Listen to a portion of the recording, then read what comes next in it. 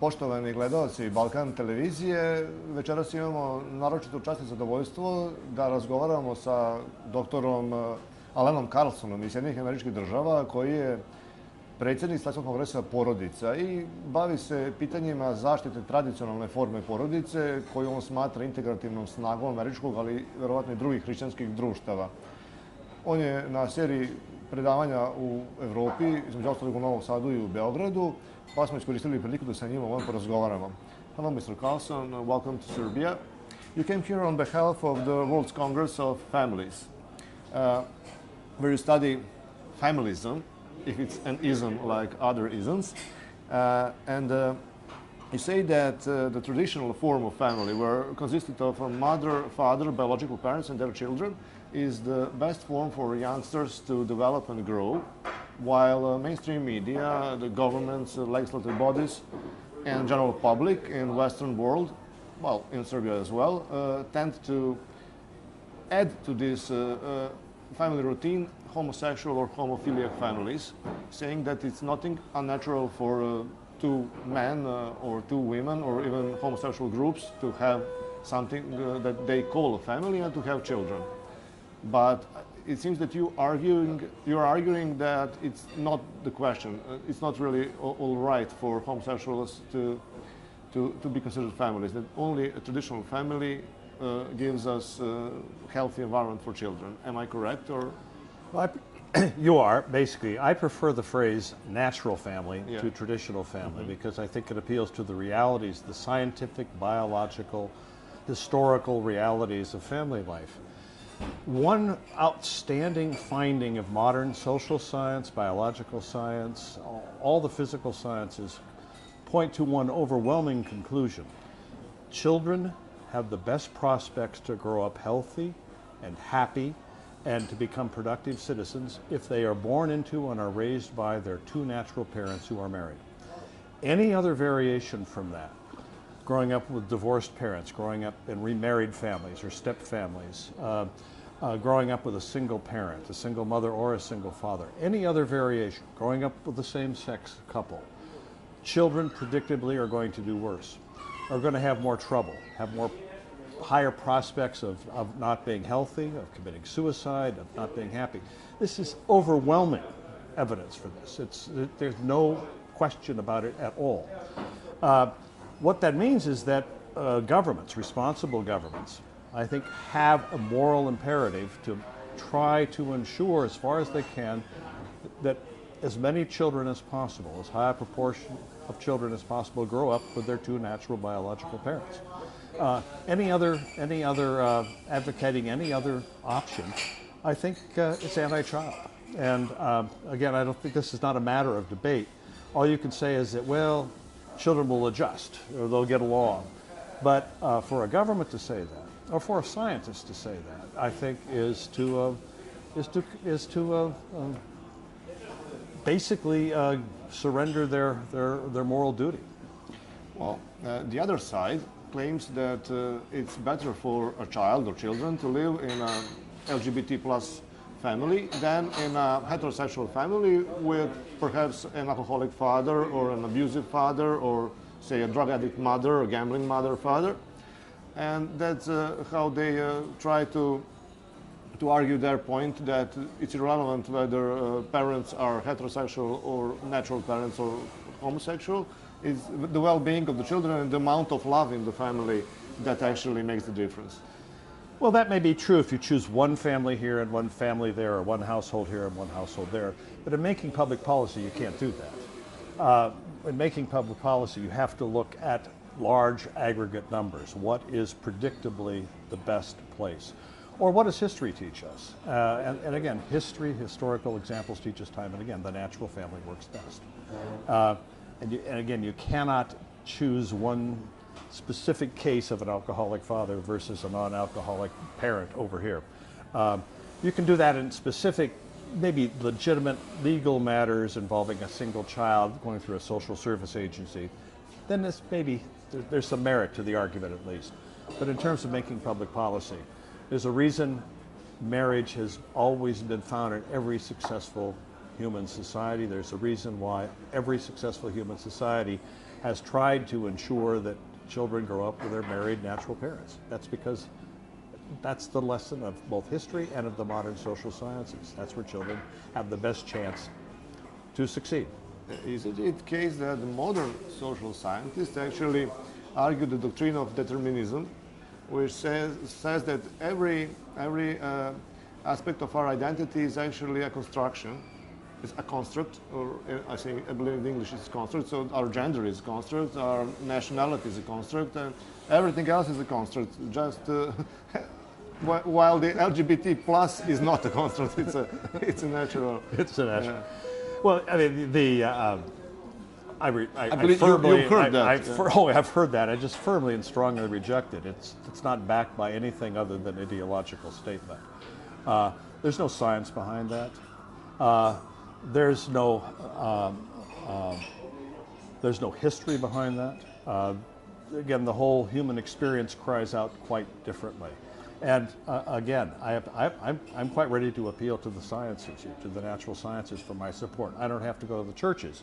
Although the churches say, will again agree with the natural sciences. That's where children belong. That's where they come from. And most specifically, modern Western nations today are facing everywhere a birth dearth. There are too few children being born. And again, one of the reasons any responsible government should favor the married heterosexual couple as the ideal place for children, because those are the places where you have the best likelihood of getting more children. That's where large families are created. Homosexual couples either have to claim a child from some other marriage, or in a very rare and a few expensive cases, somehow conceive a child through test tubes and raise it in some other, maybe by hiring a surrogate mother or something, but very complicated manners of getting a child. It's not easy. Heterosexual couples that are open to new life conceive a baby pretty quickly, and that's where they come from. And how is it in the United States? Are homosexual couples allowed to adopt children? Is it the general practice in all 50 states the same, or there are variations from state to state? It differs from state to state, but in many states now they are allowed to. And to be quite frank, the pro-family movements were not awake. Were not awake when that issue came along, and we did not defend the question adequately. And it was a mistake in retrospect, because once you grant that right to adopt, then the argument for same-sex marriage gains a lot of strength. I mean, the fight should have been over that battle, and I think it will be again. The issue is not over yet. The many churches have been denied ability to engage in. You think it can be undone? Sure, anything can be undone. It may be difficult in some cases, but I don't think the current pattern is going to last forever, partly because I think it violates some fundamentals of human nature, and that eventually will come to the fore. Let's go back to Serbia, our country, and the country you're visiting. It's called the Commissioner for the Protection of Equality, sort of independent government body of fourth branch of the government. Has enormous authorities, and the commissioner decided to punish various scientists for actually writing in their scientific papers and public appearances that LGBT plus is not natural, and that it should not be allowed to get married and adopt children. Is it imaginable that a state official in America, government official, could actually prevent or forbid scientists to give their scientific opinion in their papers or on TV and radio stations, newspapers? Well, some of the same ideological pressures that have produced this result in Serbia are present in the United States. In fact, the pressures are all there. I think it's much more unlikely that it's going to happen in the United States. I think the First Amendment? Because, the First Amendment, the concept of freedoms of speech, freedom of the press, those are very strong in the American culture and in American society and in American law. So I think those kinds of episodes, and similar things have happened recently in Canada. I think Justin Trudeau there as a That's right. I think it's much more unlikely that it's going to happen in the United States. I really don't think it will. Canada, not only that Canada has Justin Trudeau, but it has Professor Jordan B. Peterson. Actually is, I think, on the other side from the general public's opinion in Canada. Is it obligatory for the pro-nuptian or pro-family side to have certain scientific TV stars to make society actually fight for what it believes in? Well, I think it certainly helps, and we do have. So there's some good, honest scientists who are willing to report their findings and stand by them, and sometimes they've had to fight to maintain their presence at the university. There have been figures at the University of Virginia, University of Texas, who were denied tenure. That is, denied the possibility of staying at the university for their whole career. In Texas and in Virginia. In Texas and Virginia. Below Mason-Dixon. Two well-known cases, that's right. But then they challenged it, and when the challenge went forward in both cases, they received tenure and received their full professorships. Again, there is still within the United States a pretty strong deference to free speech and free research, but also to scientific evidence.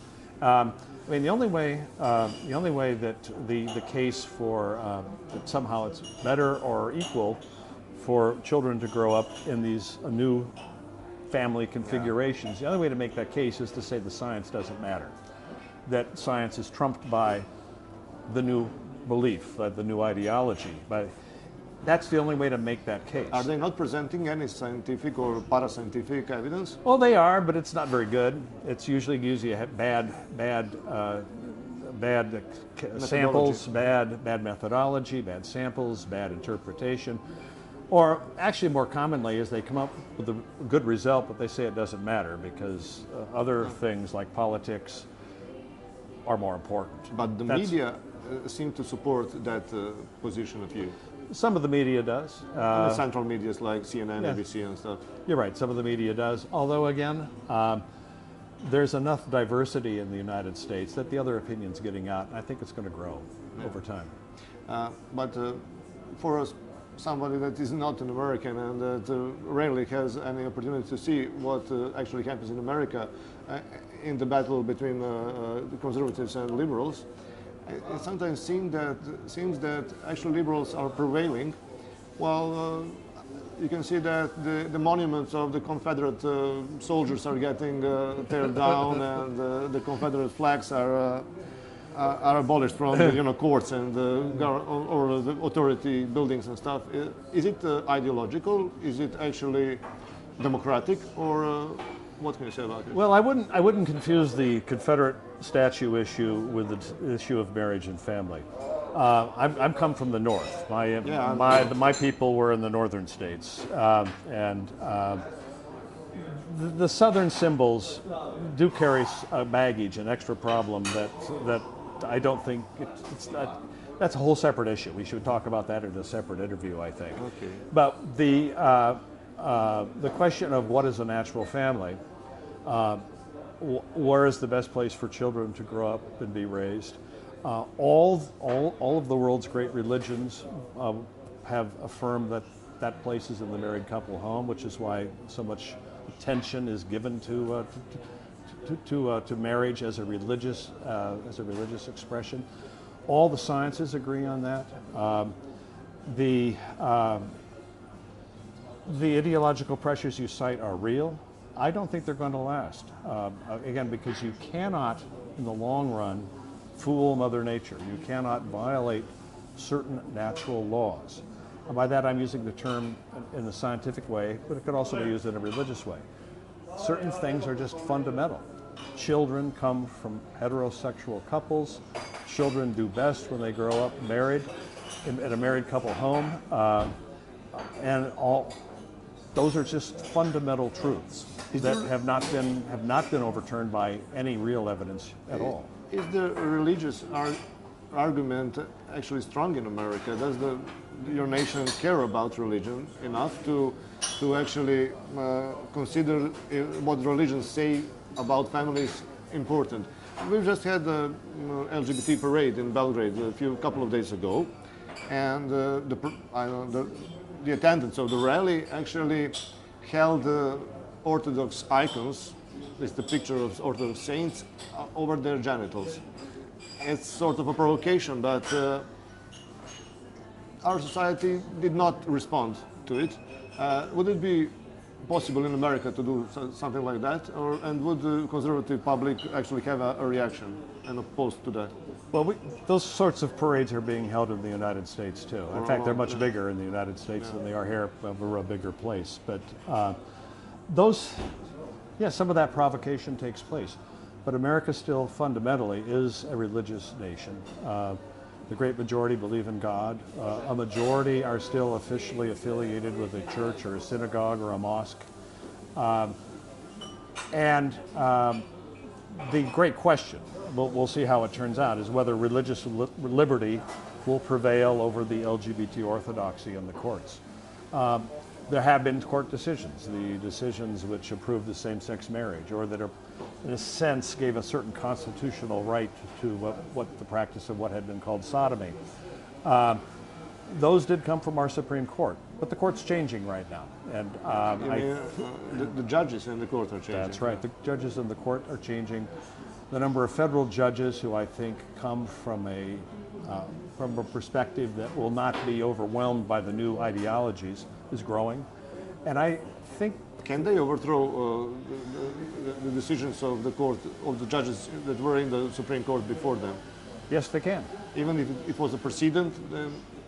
Precedents are important, but sometimes new issues come up, sometimes new perspectives. Let's remember our U.S. Supreme Court in 1857, I believe it was, in the Dred Scott case, ruled that African Americans were not people under the definition of the Constitution and had no rights. Even freed slaves had no rights. They were not persons under the Constitution. Well, the Constitution didn't say that. It was a flawed interpretation.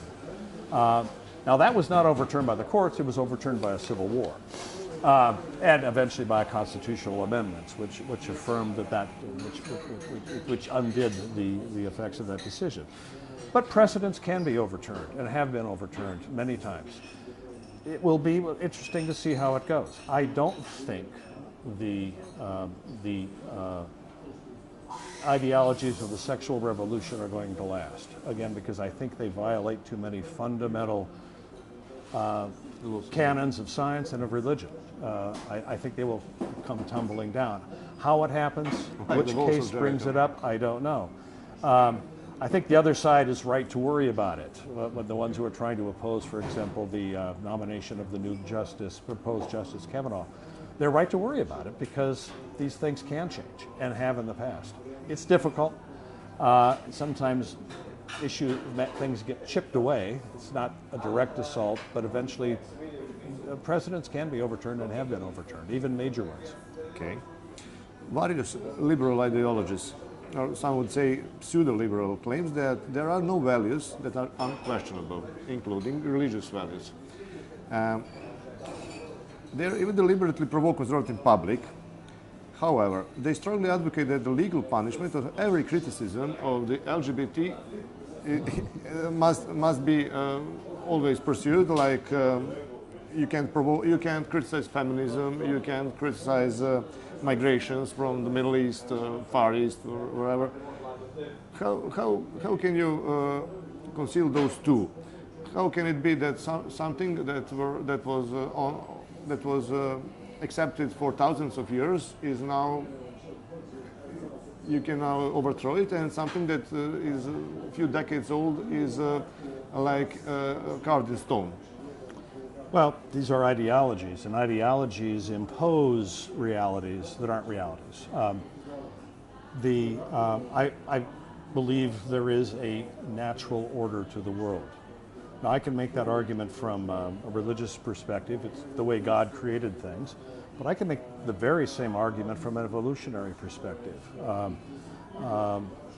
Charles Darwin, the great evolutionist, firmly understood that the most important thing in human life was reproduction, successful reproduction. That's That's what, or that's not just human life, that's an animal life. That you succeed when you reproduce.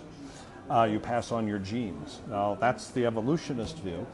And the evolutionist view points exactly to the same spot that I think the Christian view does, that that's reproductive success comes from men and women who are married and who are committed to raising their children together and protecting them and nurturing them till they become successful adults. So I think the two come together. An ideology that denies that, I think, is just wrong, and I don't think it'll last. But the liberals say that the purpose of society or of human beings is not to reproduce, but to pursue happiness. Perhaps in hedonism or in various sexual partners or kinds of sexual behavior, homosexual or any other. So they claim that that argument you just presented us is not valid. Well, there even then studies of happiness are pretty interesting. Who are really genuinely happy people? And genuinely happy people are not people that pursue for example, a series of separate sexual partners, whether it be heterosexual or homosexual. They tend to be the unhappiest people. Happiest people are people in a happy marriage.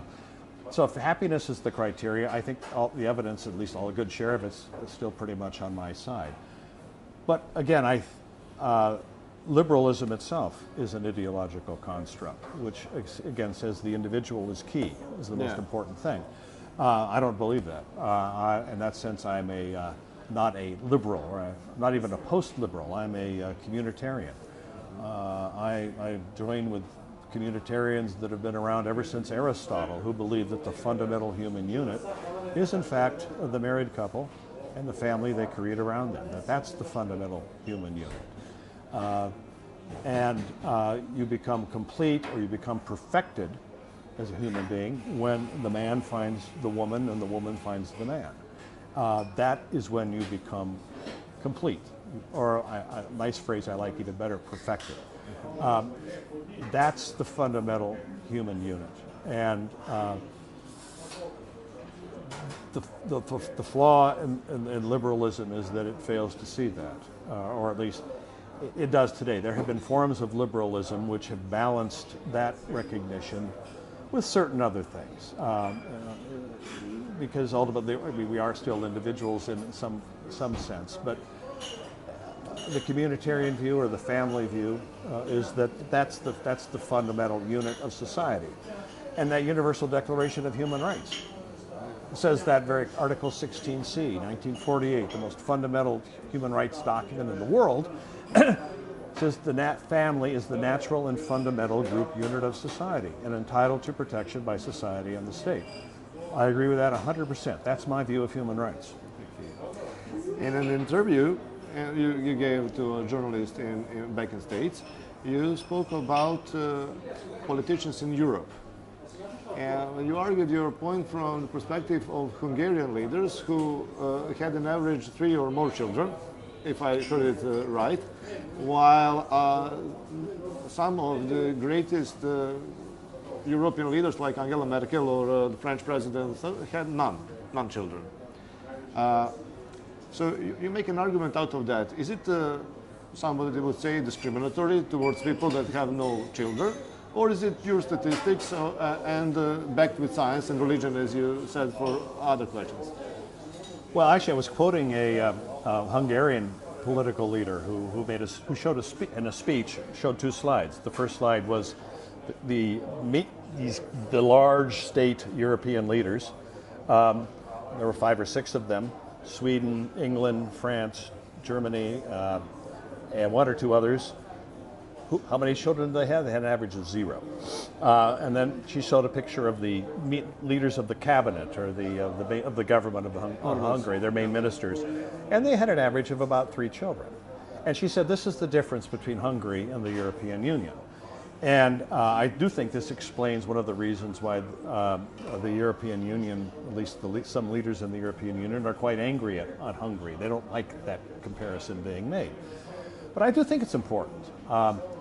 Myself, I think it's extremely important that political leaders be part of families and understand families. I vote for people if I have a tendency to vote for people if they're married and have children. What quality does that add to somebody's political career? Well, it tells me, first of all, one thing: they have learned to live with another human being of the opposite sex, and have learned to work through the differences that create a complete unit of I would call it the perfected unit of the male-female one-flesh union. That's an important thing to do. Now, and again, it's not easy. If anybody's been married knows that's building a marriage and maintaining it is a daily task. It also means you've committed yourself to the future through children. I know for me and many other people I've talked to, when you don't really feel part of the future, the real future, until you've had a child. And once you've had that first child, suddenly you're involved in the future in a way you never were before. Your being is being carried forward, but also your responsibility to that child suddenly becomes very real. And you become, I think, a much more responsible person when you have that understanding that I have a special duty and responsibility to create as good a world as I can for my child or my children. So I think those are really important things.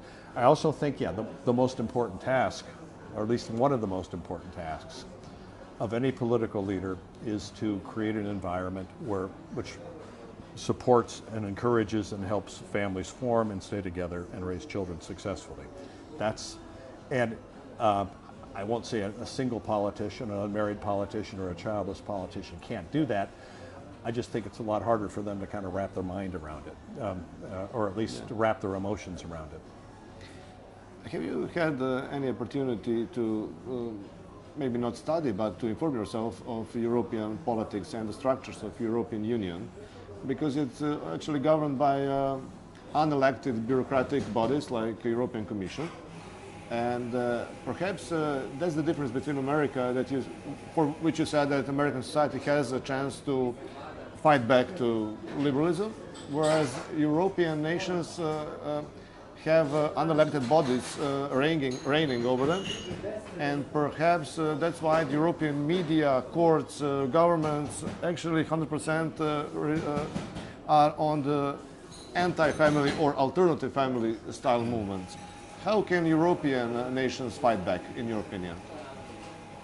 Well, I've heard from many of my European friends that one of the most fundamental problems with the European Union is that originally, as the Union was originally conceived, family policy was not part of the competence of the European Union. That was left to the individual governments and individual states, which I think is perfectly proper, the right thing to do. It was an economic community. Yeah, it was an economic community, and had aspiring to some forms of national defense, even communications on that, although that generally was through NATO and other entities.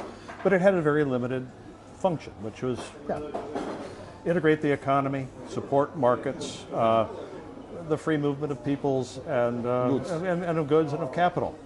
Terrific. Should not have gotten into, and we're not expected to get into, family policy making. They have pushed into that, again, using the arguments of protecting human rights. Actually, the same thing happened in the United States a long time ago. The original American Constitution in no way permitted or allowed the federal government to get involved on questions of family policy. That was left to the states. That was very clear. That's what the Constitution intended. It got confused after the Civil War when the 14th Amendment, which was designed basically to protect freed African Americans recently freed from slavery from discrimination in the states, of other forms of discrimination. That was its purpose, but it was later interpreted, and I think misinterpreted, to extend federal control over pretty much everything the state governments did, and that was not the original intent of the Constitution. That's our fundamental constitutional error. I think, in my opinion, looking at it from the outside, but listening to other Europeans, the error that Europe has made has been to allow, in a sense, unelected assemblies to undo a part of the European Constitution. That's not the job of Brussels. Of Brussels, yes. If we have reached a point in history in which it's necessary to explain what you're explaining, that the natural family consisted of mother and father and children is the best place for children to grow up. Can we find a turning point in history in which something happened that made this possible? Is it, like Jean-Jacques Rousseau and his teachings? Is it French Revolution? Is it Keynes's work or reports, or sexual revolution, or what is it? That's a very good question. And I guess you'd say it's a number of things. This was not really an issue at all. The discussion we're having would have been completely alien to anyone of 100 years ago. I'm a historian, ultimately, and I think to some degree part of the problem began around, well, about 100 years ago, the Great War in Europe, which shook a lot of moral certainties and which shook this common sense in Europe in particular, but in North America as well, of being part of a common Western Christian civilization. Certainties were shaken. Always lurking as a possibility are deviations from, say, the practices, the normal, natural practices of sexuality. Those are always there. When we say normal, but liberals would actually have their hair up, they don't allow the usage of the term normal. You're right. There is a war against the term normal. And I stand by it because I think normativity is what you can learn from history, you can learn from biology. Again, and it's even just learning from the natural order that we can observe. What is sexuality for? Well, ultimately, it's for human reproduction. Procreation, yeah. And so when I say normal, that's what I mean. But they say that people have evolved, and so the sexuality is not only for bringing up children, for getting children, but it's for getting pleasure. Well, I don't think so.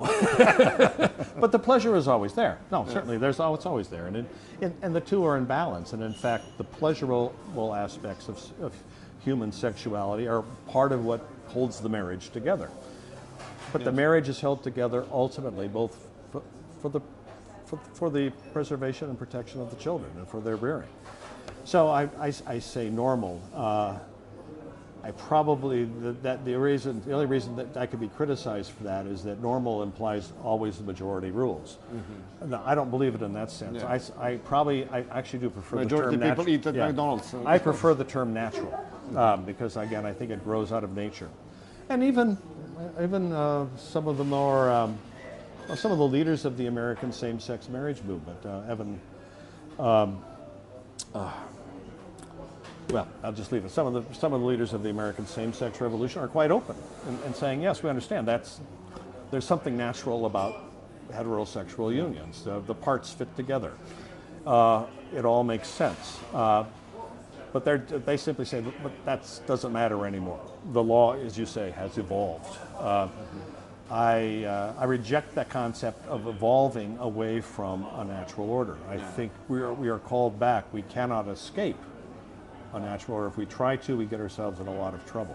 Nowadays, when somebody advocates the positions and views that you just made here, and that the majority of our spectators, I believe, share, would be called bigot or backward or ignorant. Well, that's the Serbia nowadays. Is it like that in America? To some degree, and particularly at some of the universities where a kind of the same thinking that you've described has taken root and taken form. Again, brave people have fought back against that. Also, new institutions have emerged, new schools, new scientific organizations have emerged. On your side, on our side of the ocean, which, and again, I think one of the strengths of the United States has been, and I think it still is, our ability to, when we run into trouble in a certain way, we find ways to create new institutions to move forward again, and that's what I think is going to happen. I'm drawn to a book. I'll be mentioning it in a talk a little later about. By Eric Kaufman, a secular liberal political scientist from England. The book is called Shall the Religious Inherit the Earth? And it came out a few years back. his basic argument is that those nations, or those peoples, I should say, those peoples, those populations, which still adhere to the natural family model, and I believe he uses that phrase, and which are still committed to marriage, long-term natural marriage, and to the birth of large families, they will inherit the earth. They already are growing as parts of the population. In the United States, it's groups such as the Old Order Amish. You think of them as sort of odd, a few odd people that off in one corner of the United States. It's actually spread all through about 25 states now. Population increased about 30-fold over the course of the 20th century, and they continue to grow rapidly. They're repopulating the American countryside. A group such as the American Mormons, the Latter-day Saints, for whom having a large family is something of a religious, at least sort of a religious obligation, and they do it. Again, they've grown rapidly. Hasidic Jews, ultra-Orthodox Jews in a number of American cities have very large families. They do it in Israel as well. And they do in Israel as well. And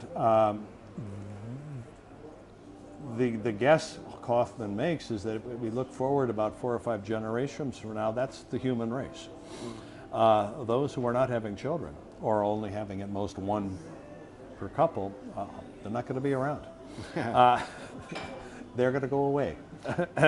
So maybe that's the cure that society can use here as well. And Professor Vladislav Đorđević, a publicist from this town, from Novi Sad, argues that the main ideological frame of all anti-family movements is gender feminism, or radical feminism.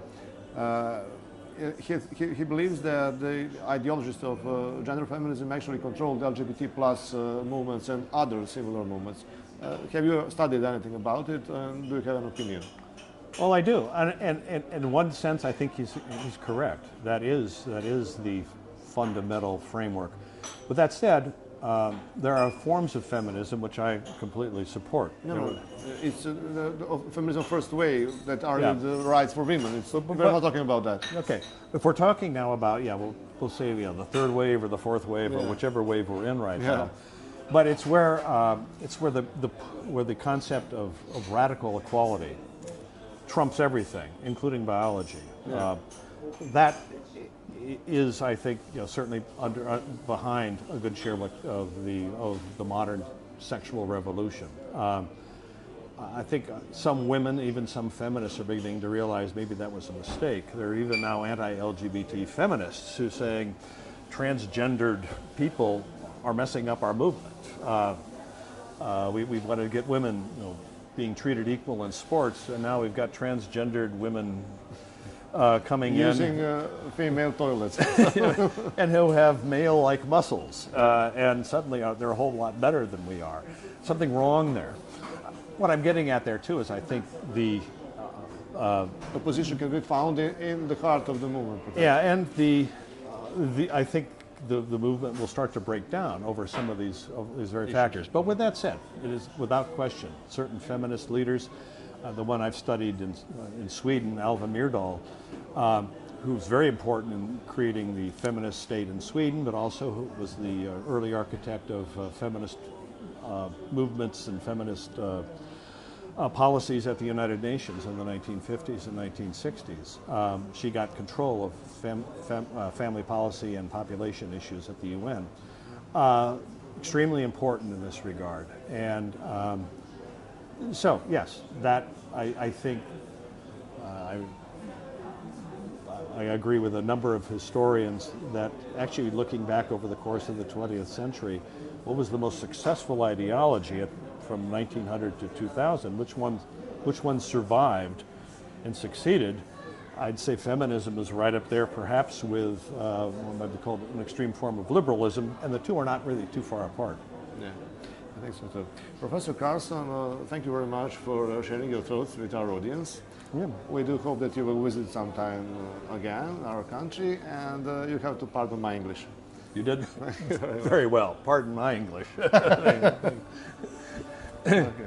Poštovani gledalci, imali ste priliku da čujete profesora Carlssona, bio je jako zanimljiv i njegov govor je bio sadržajan.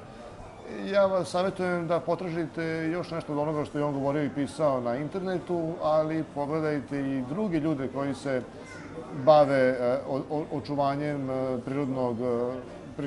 prirodnog toka civilizacije, društva i istorije. Hvala vam na pažnji.